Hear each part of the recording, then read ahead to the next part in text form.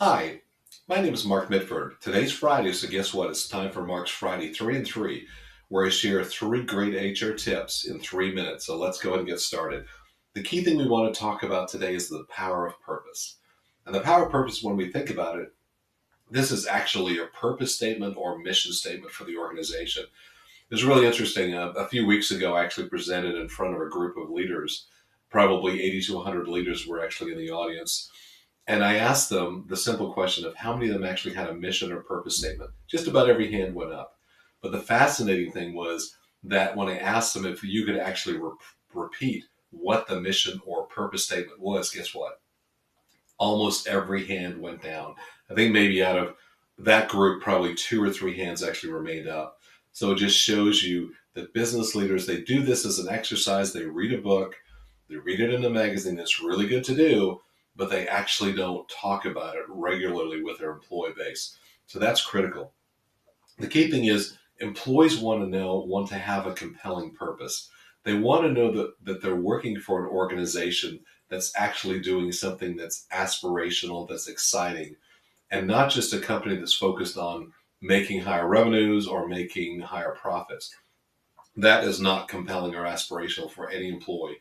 So making sure you actually have something, a mission statement that you actually talk about a lot with both existing employees, with possibly candidates who are actually interviewing for a job, and then also talking about with your clients or prospects is really critical. The next thing you really want to focus on as to why the company exists is really around the ethos or the character of the company, because the mission statement really describes the character or the essence of the company.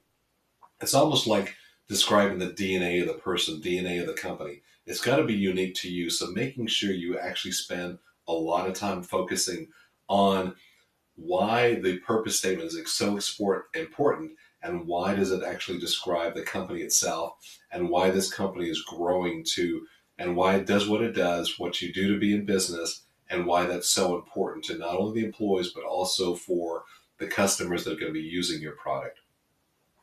And the last thing we want to do is communication. We talked about it a little bit ago, but communicate, communicate, communicate. Communicate your purpose or mission statement, rinse, repeat. That's the key thing you have to do. As a leader, you should be talking about this very often. You should be talking about it every week or at least every month, making sure your employees understand what it is. Because a mission statement that's strong is good in really good times for the business, but it's got to weather the storm when you're having a really challenging time. So again, this has to be aspirational in purpose, repeated often, and repeated again. So with that, I'm at right about 3 minutes now. So with that, have a great weekend. We'll talk to you soon. Thanks. Take care. Bye bye.